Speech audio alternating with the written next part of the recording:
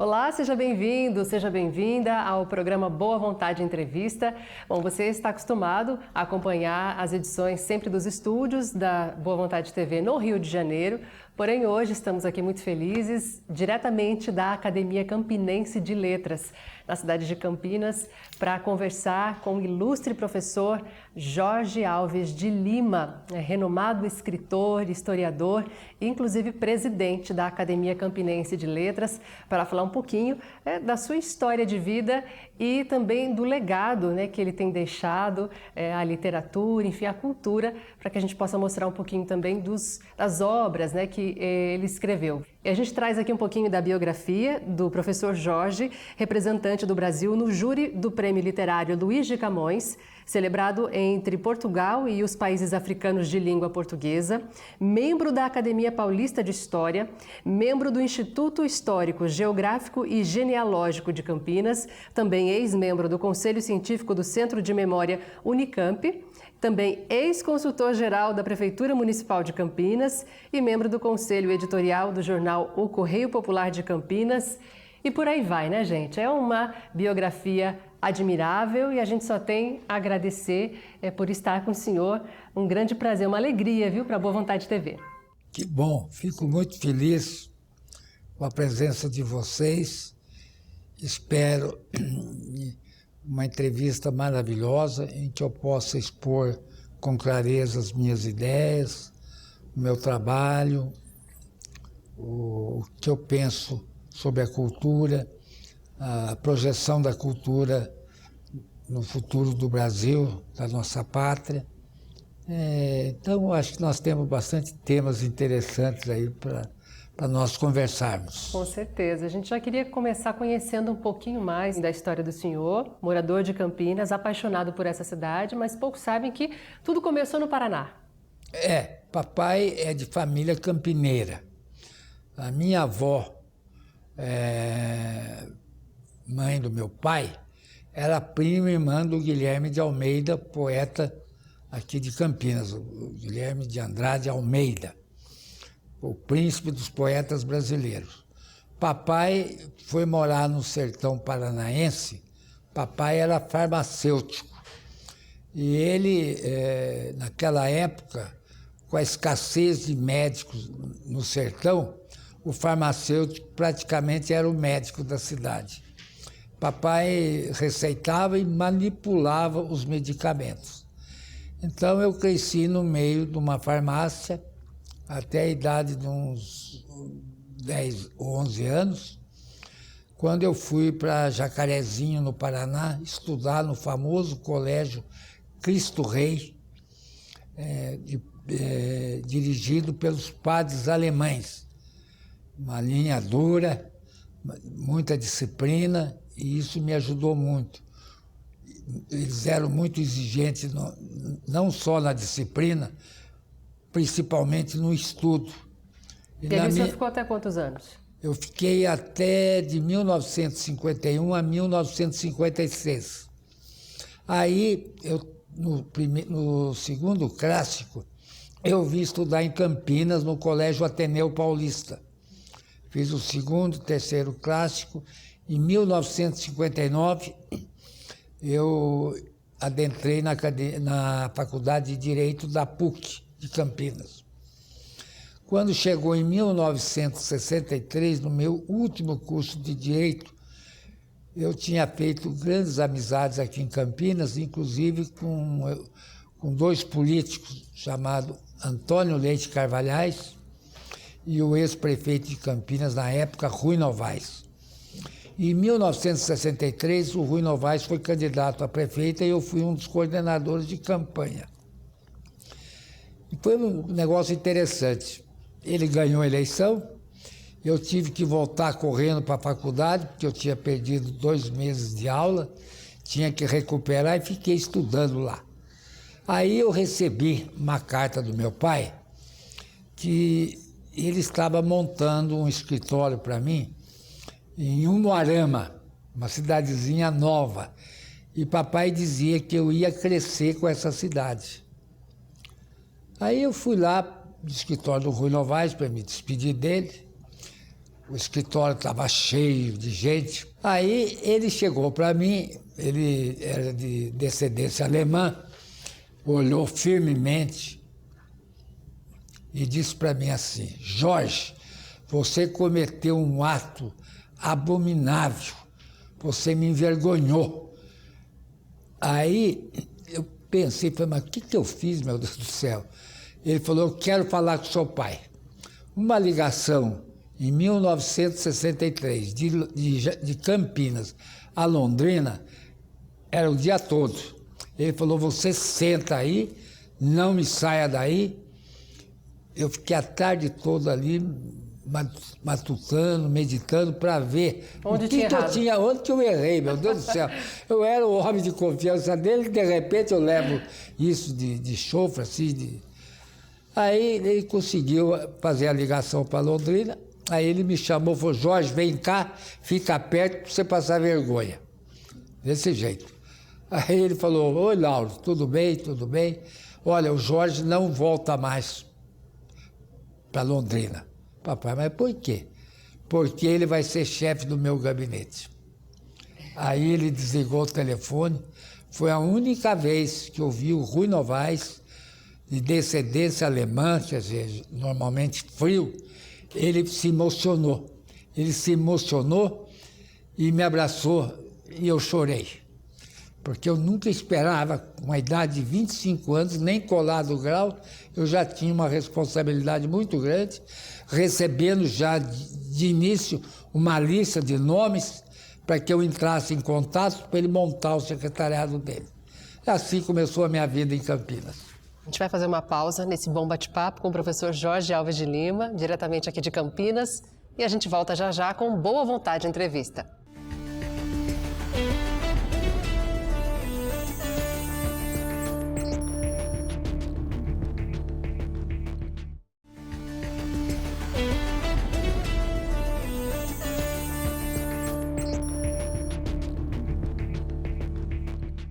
Estamos de volta com o programa Boa Vontade Entrevista, diretamente aqui de Campinas, conversando hoje com o escritor, historiador, professor Jorge Alves de Lima, presidente da Academia Campinense de Letras e também um grande admirador, especialista sobre a vida do compositor brasileiro, maestro Carlos Gomes.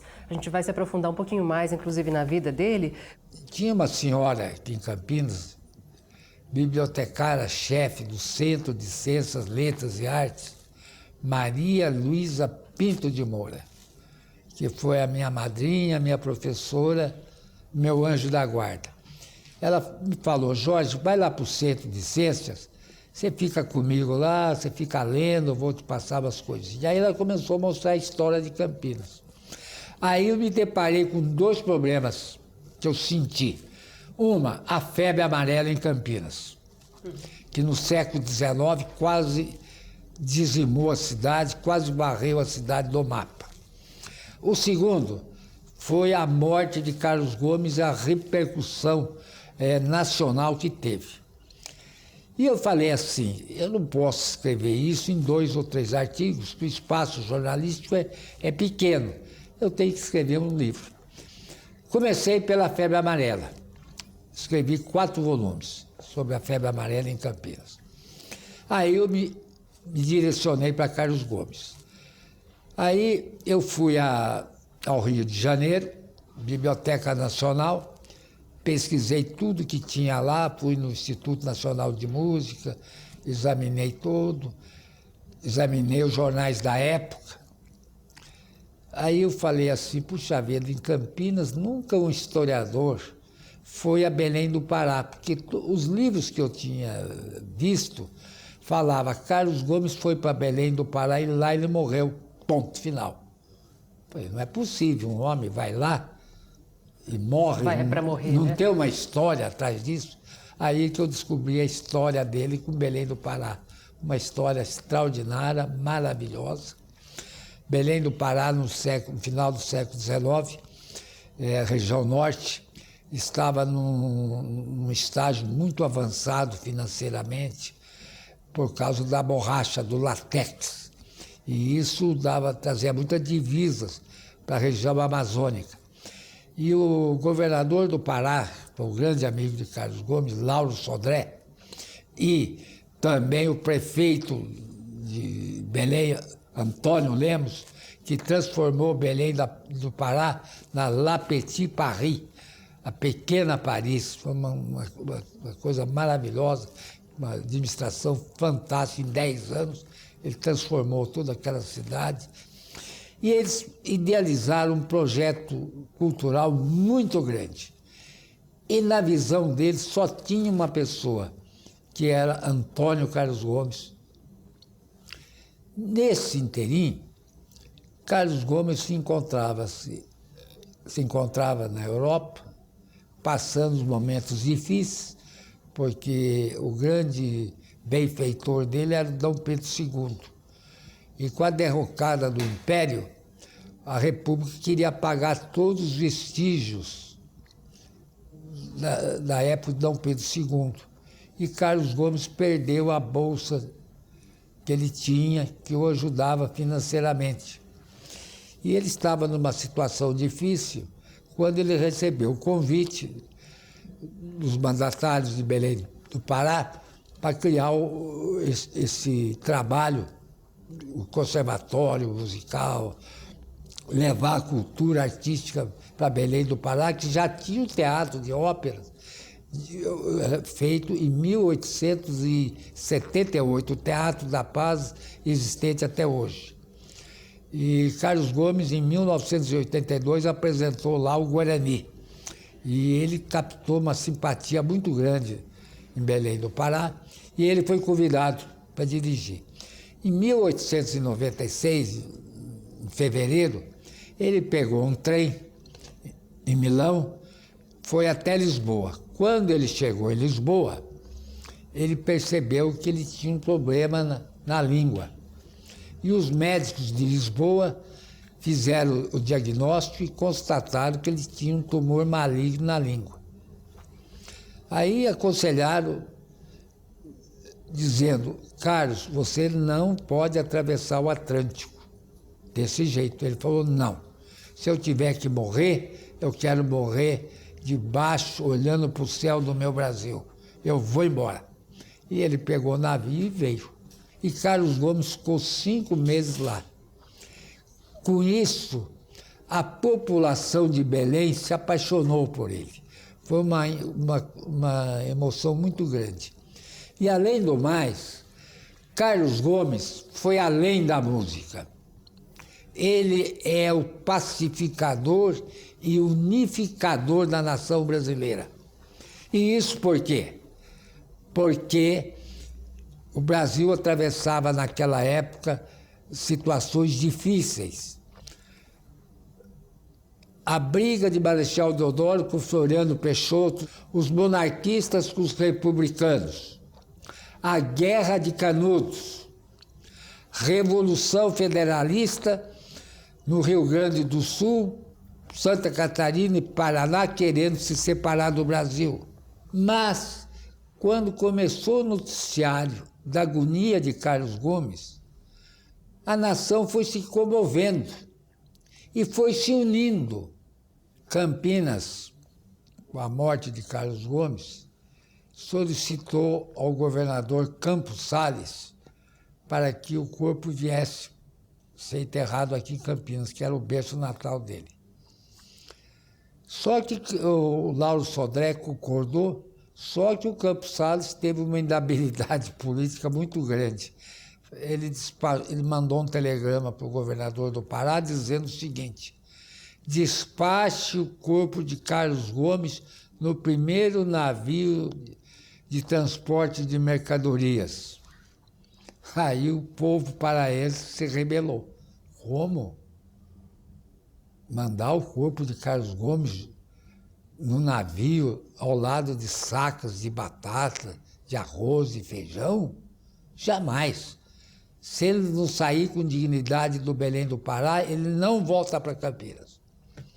Aí o Lauro Sodré ficou assim, aí entrou Prudente de Moraes, que era o presidente da República. Ele pegou um navio mercante, decretou o navio como vaso de guerra, comandado por oficiais da Marinha Brasileira, para ir a Belém do Pará buscar o corpo dele. E toda essa tramitação demorou muito tempo. Nós chegamos a 8 de outubro. O navio atracou em Belém e houve uma missa na manhã do dia 8 na Catedral de Belém, Catedral da Sé de Belém. Missa de despedida fúnebre de Carlos Gomes. O templo religioso estava repleto. O coro cantava, a Sinfônica de Belém tocava marchas fúnebres. O corpo estava colocado num catafalco alto e encimado por uma cruz. Nisso entrou um pássaro, atravessou a nave e pousou na cruz. Esse passarinho olhou para Carlos Gomes e cantou por 10 minutos. Ele saiu em voo raso, atravessou a porta principal da igreja e foi embora. Esse mesmo fenômeno aconteceu aqui em Campinas.